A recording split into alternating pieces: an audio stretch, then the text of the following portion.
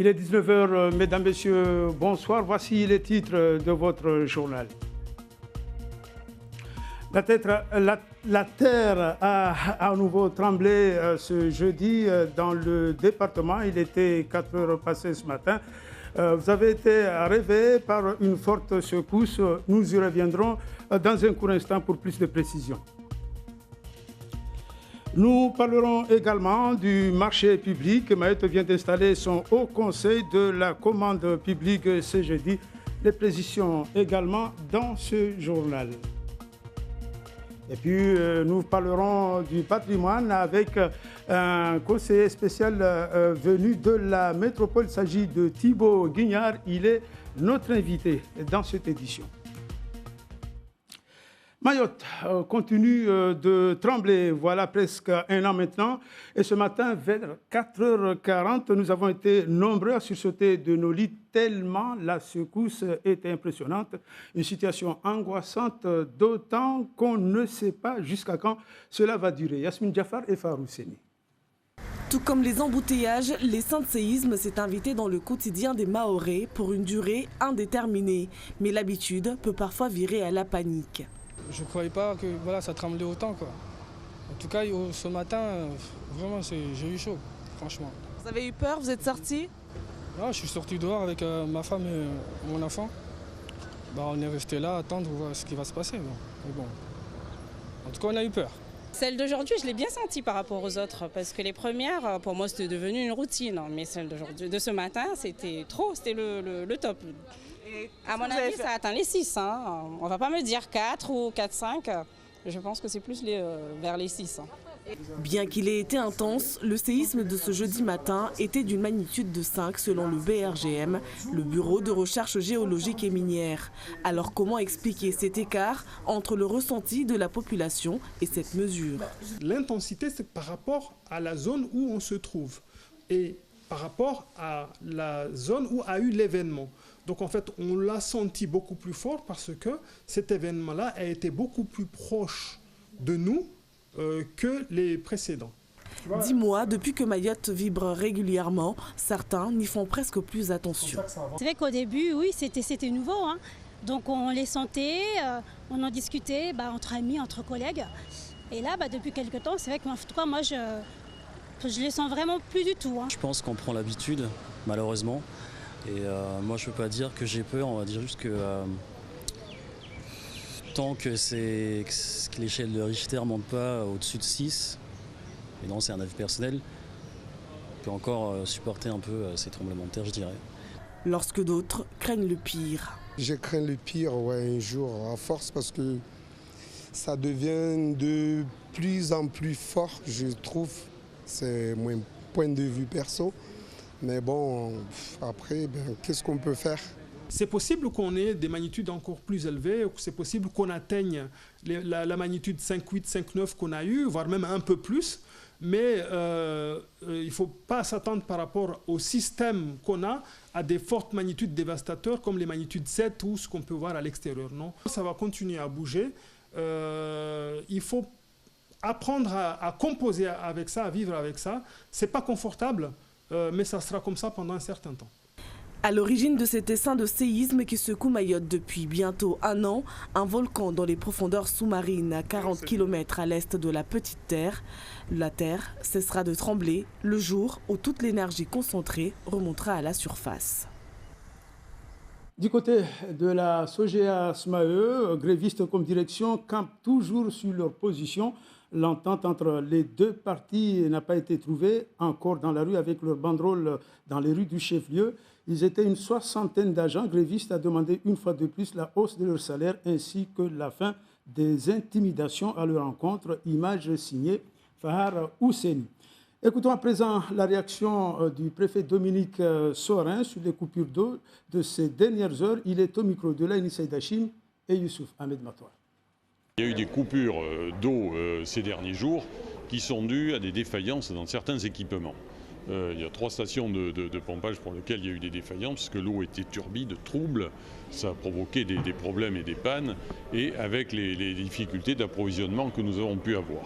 Ça signifie aussi qu'il convient, et ça fait partie des projets qui sont, parce qu'il y a un contrat qui a été signé entre l'État et le SIAM, le syndicat d'eau potable, ce qu'on appelle un contrat de progrès, qui prévoit 140 millions d'euros d'équipement pour l'eau potable et l'assainissement. L'eau potable, c'est 70 millions d'euros. Donc il va falloir continuer ces équipements, cette modernisation, pour éviter de telles pannes.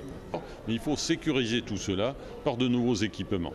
Et d'ailleurs aussi, il y a un équipement qui avait été prévu dans le plan d'urgence, qui est une unité de désalinisation d'eau sur Petite Terre, qui a brûlé, enfin il y a des tableaux électriques qui ont brûlé au cours des derniers mois, qui va à nouveau être en service et qui va permettre, je l'espère rapidement, un retour à la normale en matière d'approvisionnement. Autre élément, hier, les enseignants étaient dans la rue pour manifester contre la réforme sur la fonction publique et la loi Blanquer. Manifestation qui a conduit à une entrevue ce jeudi à la préfecture. Aujourd'hui, à la suite de cela, le syndicat SNUPP-FSU a demandé à être reçu par le sénateur Thani Mohamed Soili. Écoutons les réactions des 2 parties à l'issue de la rencontre avec Anastasia Laguera et Youssouf Ahmed Matoar. On a demandé au sénateur Thani d'intervenir auprès du gouvernement, au ministère de l'Éducation nationale et au ministère des Outre-mer, pour que, enfin, on entende nos revendications, on ouvre les discussions que nous réclamons, c'est-à-dire ces réunions que nous attendons depuis un certain temps, la revoyure pour l'augmentation du taux d'indexation, la réunion avec le ministère de l'Éducation nationale pour notre ancienneté générale de service et les autres situations, les précaires et tout ça. Je les ai reçus pour leur dire à la fin que je les avais entendus et que leurs revendications, bien évidemment, je les aiderai à les porter auprès des ministères concernés. J'ajoute que pour le SNUPP, la grève ne s'arrête pas pour autant. Le syndicat informe que des actions sont prévues dès la semaine prochaine, sans plus de précision. Ce jeudi, on retiendra également l'installation à Mayotte d'un haut conseil de la commande publique.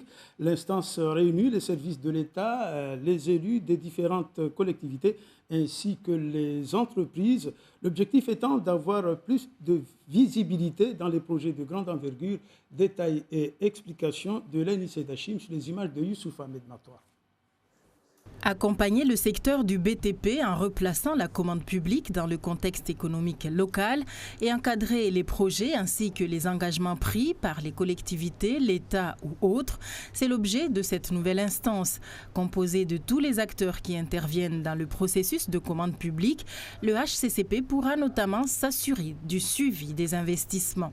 Combien de lycées, combien de collèges on va construire, quels travaux vont être menés à l'hôpital, quelles opérations pour construire des équipements pour l'eau potable, pour l'assainissement, en matière routière. C'est tous les équipements, on a recensé. Alors ça représente à peu près 1,5 milliard d'euros jusqu'à la fin 2022. Ça va donner plus de richesse aussi sur le territoire qui en a besoin, tout en apportant aussi, bien sûr, des réponses en matière d'équipement pour les Mahoraises et les Mahorais. Et pour amorcer les investissements, une nouvelle orientation budgétaire d'1,5 milliard d'euros a été annoncée aux entreprises pour les 4 prochaines années. Elle concernera une dizaine de domaines, notamment le transport, l'éducation, la santé ou l'assainissement. Une première saluée par les acteurs économiques. Le problème, et particulièrement le problème du monde du BTP, c'était qu'il n'avait pas de visibilité à court, voire à moyen terme. Il travaillait au jour le jour. Quand vous avez de la visibilité, ça vous permet d'investir. Ça vous permet de prévoir la capacité à embaucher. Vous n'allez pas embaucher les gens si vous ne savez pas. Et qui embaucher? Parce que dans les embauches, il y a les ouvriers, il y a les ouvriers qualifiés, il y a les ingénieurs, selon donc les marchés. Donc là, ils sauront que pour l'année, voilà ce qui va se passer. Une première concrétisation de la mise en place du Haut Conseil de la commande publique, c'est la signature entre l'État et les collectivités locales dès fin avril prochain d'un contrat de convergence et de transformation qui reprendra l'ensemble des mesures d'investissement prévues dans le plan pour l'avenir de Mayotte. Dans l'actualité, à noter également la visite dans le département d'une délégation de l'association Leader France, association chargée de relayer les difficultés des territoires et aider à la valorisation de leurs projets. Aujourd'hui, avec les membres de l'association Les Jardins de M'Tsangamouji, nous y reviendrons. Mais d'abord, l'actualité aux Comores.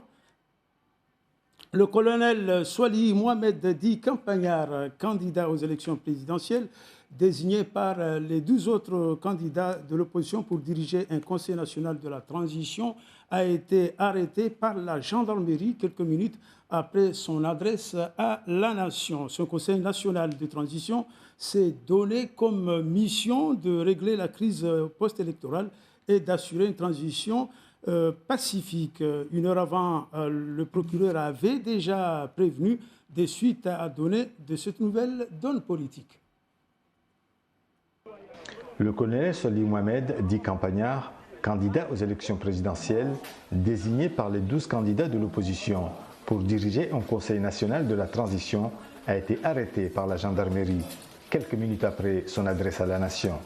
Ce conseil national de transition s'est donné comme mission de régler la crise post-électorale et d'assurer une transition pacifique. Une heure avant, le procureur avait déjà prévenu des suites à donner à cette nouvelle donne politique. Il paraît, reste à vérifier, qu'actuellement on est en train de parler d'un gouvernement parallèle. Je ne parle pas de politique. Mais si ces actes constituent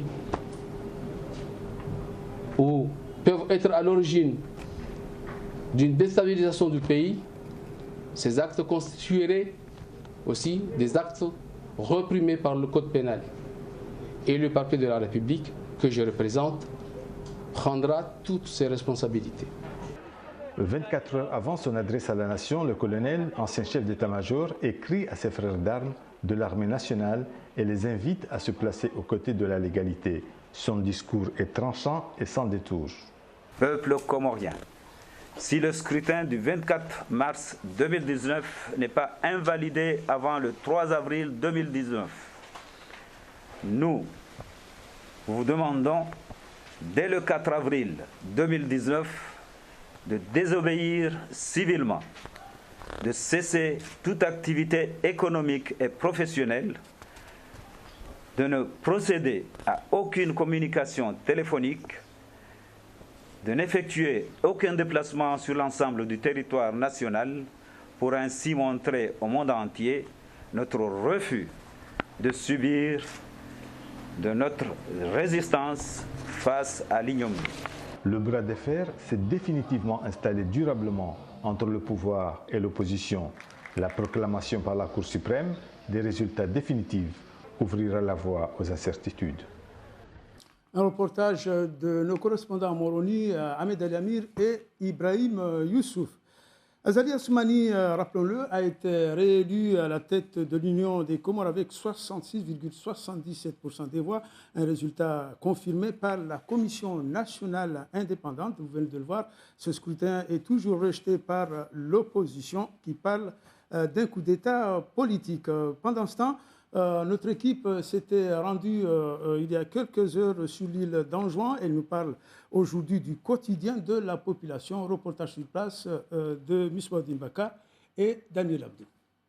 Des fils électriques qui alimentent les foyers, des compteurs bien branchés, mais ne vous fiez pas à ces installations. Les Comoriens font souvent face à des coupures de courant devenues monnaie courante.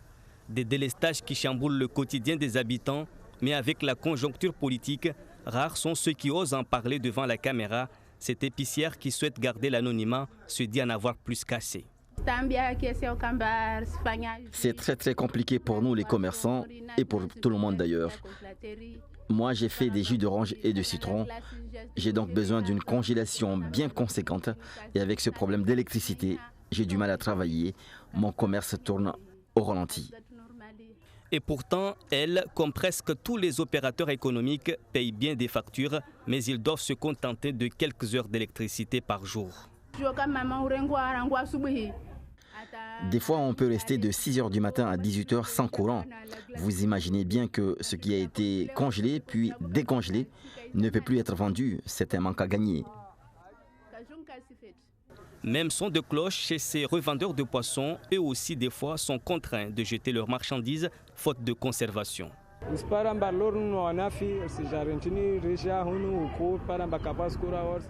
On revient de la pêche la nuit, on a besoin d'un endroit pour stocker nos produits. Et souvent, on n'a pas d'électricité.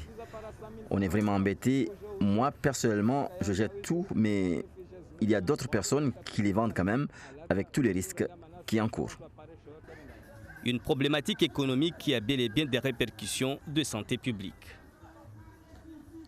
Retour à Mayotte pour vous parler de cette délégation de l'association Leader France Association chargée de relayer les difficultés des territoires et aider à la valorisation de leurs projets. Aujourd'hui, avec les membres de l'association Les Jardins de M'Tsangamouji, le représentant de Leader France que nous recevrons dans un court instant a visité les vestiges de l'usine sucrière de Soulou en présence d'Aliat Banaïssa et Atoumani Simba.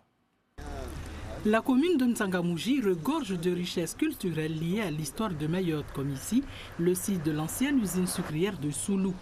L'association Les Jardins de M'Tsangamouji a été créée il y a 4 ans pour justement faire découvrir ces vestiges au grand public, un projet qui associe également les enfants de l'école élémentaire de la commune. 200 enfants au total participent au programme de réhabilitation de ces vestiges par le biais d'un documentaire qui relate l'histoire de l'usine sucrière de Soulou. Un projet d'un montant de 15 000 €, mais financé à hauteur de 9 300 € par le programme Leader et le GAL. Pendant une semaine, nous avons pris les enfants, nous avons organisé 7 visites puisqu'il fallait venir en groupe d'environ 30 enfants. Il fallait que tous les enfants découvrent le site.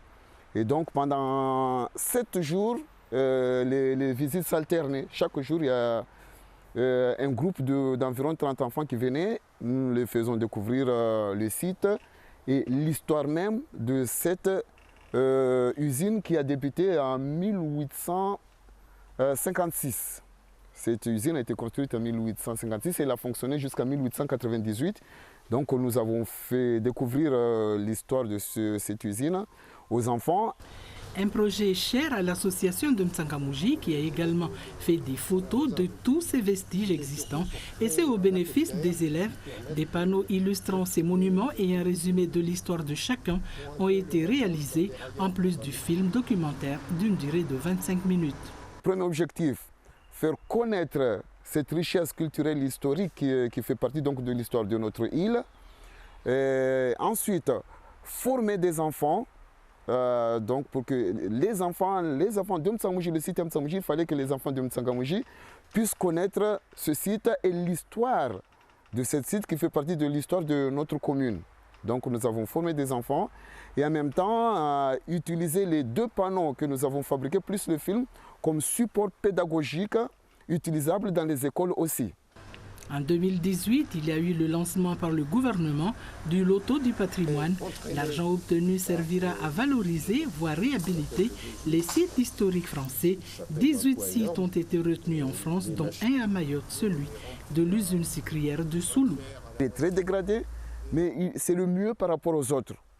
Donc là-dessus, au lieu de laisser aussi, parce qu'ici déjà on a l'ensemble des machines. Il y a pratiquement toutes les machines qui étaient utilisées à cette époque-là sont encore sur place, contrairement aux autres sites. Et on a encore quelques traces de murs. Et ici, dans l'usine, on a encore la maison de propriétaire du site, donc le colon, qui pratiquement, il y a tous les murs qui sont encore debout. On a le quai au bord de la mer qui est encore intact, avec la maison de stockage, il n'y a que le toit à faire. Et il y a aussi là où il y avait le village des ouvriers, on sait qu'il y avait environ 150 ouvriers qui travaillent dans cette usine. Et il y a le village des ouvriers qui était juste à côté. Et là, il reste encore quelques traces des murs qui étaient certainement les bâtiments pour les techniciens, pour l'infirmerie, etc. Donner une seconde vie à ce site, c'est l'objectif prioritaire des membres de l'association Les Jardins de M'Tsangamouji. Reste maintenant à entamer les études nécessaires à sa reconstruction en vue de sa conservation pour l'histoire. Et pour l'histoire, Thibaut Guignard est notre invité ce soir. Monsieur, bonsoir, merci d'être venu. Alors, je rappelle que vous êtes le président de Leader France, des programmes européens de développement rural. Alors, premier constat de ce beau patrimoine maori que vous venez de découvrir. Alors, c'est vraiment un plaisir que de découvrir ce patrimoine au cœur de Mayotte, au cœur de l'océan Indien, et un patrimoine qui a pu bénéficier et qui pourra bénéficier de subventions européennes de l'Union européenne à travers le programme européen de développement rural Leader, qui est porté sur l'île de Mayotte par 3 territoires qui permettent ainsi de distribuer les financements européens. Et en tant que président de cette fédération nationale des programmes Leader, 340 territoires de France hexagonale et d'outre-mer, j'ai eu beaucoup de plaisir à découvrir ce beau projet qui est un projet de valorisation patrimoniale, mais qui est sans doute aussi un projet de développement touristique de développement touristique et donc de développement économique. Le vestige du passé, de notre histoire, c'est un vaste chantier. Est-ce qu'il y a des priorités ? Il y a sans doute des priorités, il y a aussi sans doute des pages à tourner, d'autres à rouvrir. Il y a aujourd'hui l'histoire de Mayotte qui se confond avec complètement dans l'histoire de la République française, avec l'anniversaire de la départementalisation que nous fêtons aujourd'hui. Mayotte est aussi désormais une région ultra-périphérique de l'Union européenne.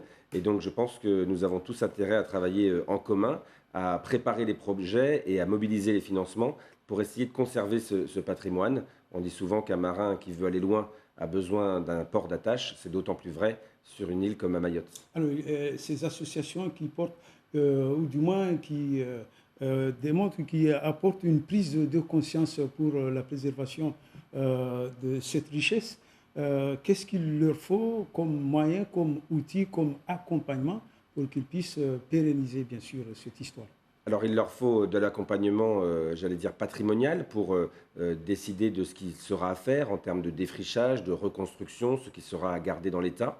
Ils ont besoin aussi d'un accompagnement pour aller mobiliser les financements. On le voit pendant le reportage, il s'agit d'un projet ambitieux, donc avec des financements qui devront être mobilisés, des financements régionaux, nationaux, européens. Et donc ils ont aussi besoin d'être accompagnés pour la recherche de financement. Et c'est ce que font les territoires leaders, les équipes des programmes leaders sur le territoire, qui aident les porteurs de projets non seulement à mobiliser les financements européens, mais aussi à mobiliser les financements locaux. Et toute dernière question, un accompagnement peut-être aussi sur la formation de ces jeunes cadres pour poursuivre leur mission. Sur la formation des cadres pour poursuivre leur mission de restauration, mais aussi pour faire vivre le site. Car si on restaure un site, ce n'est pas uniquement pour avoir une restauration patrimoniale, c'est aussi pour le faire vivre. On l'a vu avec les écoles, avec les touristes, c'est pour faire vivre cette mémoire. Et donc, il y a besoin de penser ensuite au fonctionnement de ce magnifique site de l'usine sucrière. Et c'est le mot de la fin. Merci en tout cas beaucoup à Thibaut Guignard d'être venu pour nous en éclairer et bon séjour parmi nous. Merci à vous. Voilà donc qui met un terme à cette édition dont voici le principal titre. Mayotte continue de trembler, voilà presque un an maintenant. Et ce matin, vers 4h40, nous avons été nombreux à sursauter de nos lits, tellement la secousse était impressionnante. Une situation angoissante, d'autant qu'on ne sait pas jusqu'à quand cela va durer. Et puis, votre émission culinaire reprend ce soir sur la première, sur votre antenne. Rendez-vous après le JT en maoré, le journal en maoré que j'ai le plaisir de vous présenter. Passez une agréable soirée en notre compagnie.